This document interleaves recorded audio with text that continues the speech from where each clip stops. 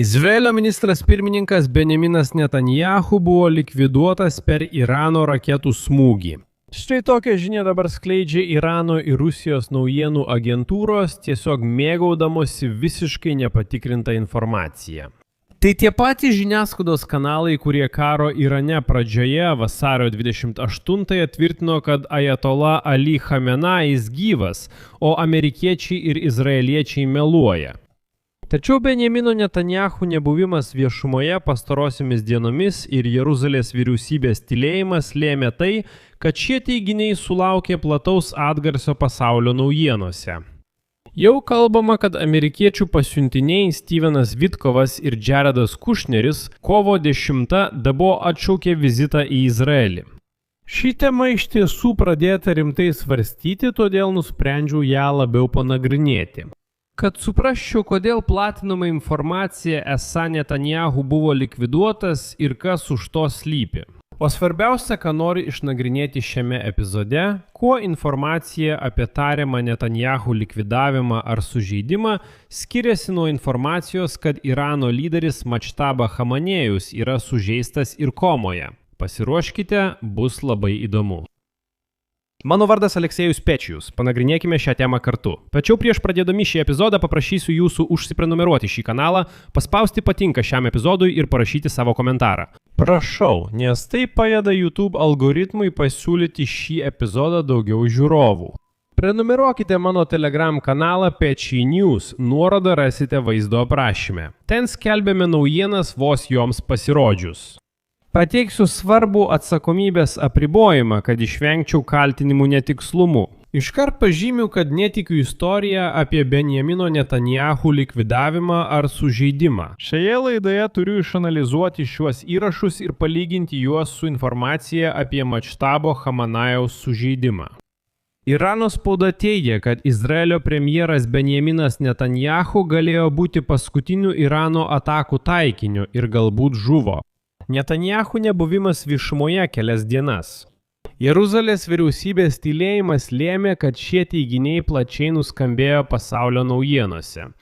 Štai ką rašo Rusijos žiniasklaida perimant informaciją iš Irano šaltinių.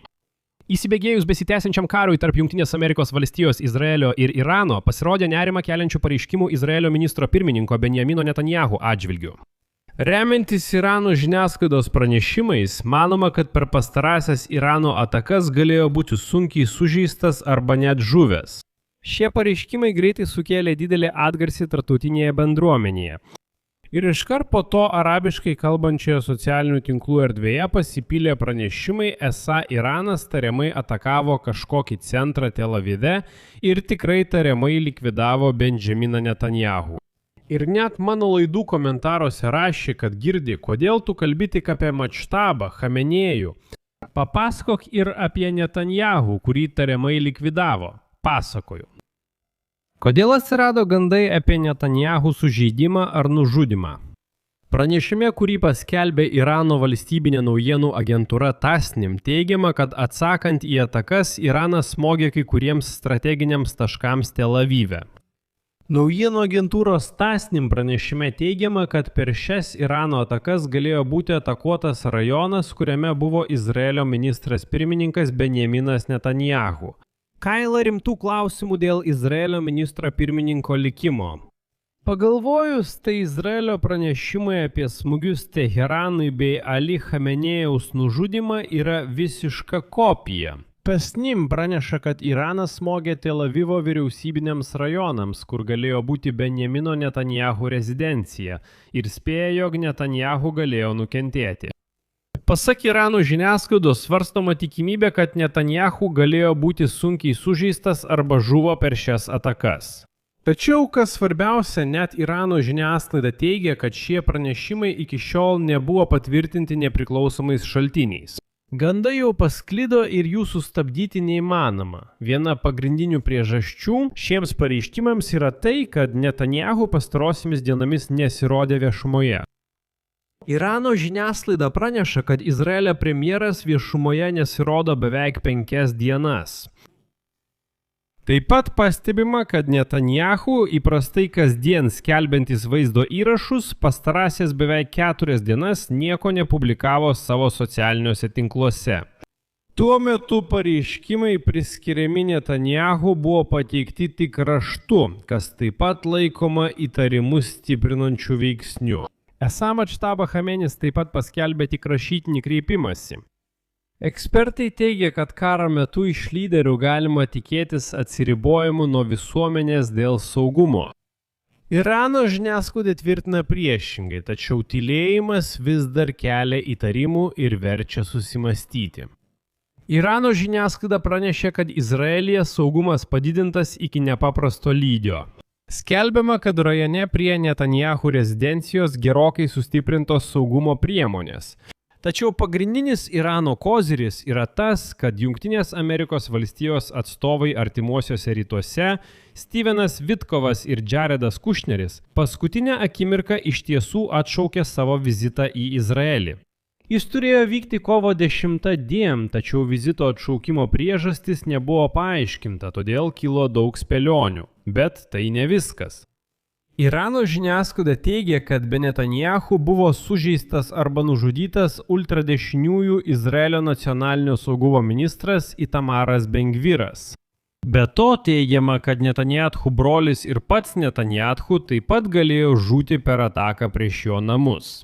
Na ir pabaigai, Teherane atkreipiamas dėmesys į tai, kad esą Izraelio vyriausybė iki šiol nepateikė oficialaus pareiškimo atsakydama į visus šiuos kaltinimus. Esą Irano žiniasklaida paskelbė daug informacijos, kad neva Netanyahu buvo sužeistas ar nužudytas, o Izraelio vyriausybė visiškai nereaguoja, nors turėjo. Dabar periname prie svarbiausio ir įdomiausio šios laidos momento. Irano šalininkai jau teigia, esą klausykite, kuo ši nepatikrinta informacija apie Netanyahu skiriasi nuo informacijos apie naujojo Irano lyderio Mačtabos Chamenio sužeidimą. Esą ir ten tik gandai. Klausykite, tai puikus klausimas, aš mielai į jį atsakysiu. Rekomenduoju išklausyti laidą iki galo prieš darant išvadas, klausykitės atidžiai. Britų The Sun praneša, kad Mačtaba Chamanija neva komoje. Jis rimtai sužalotas per aviacijos smūgį, amputuotos kojos, plyšo kepenys arba skrandis. Dabar jis komoje svarbioje Teherano ligoninėje. Gerai, sutinku, viskas skamba taip pat kaip informacija apie Netanyahu nužudymą. Leidinėje The Sun rašoma, kad jis komoje.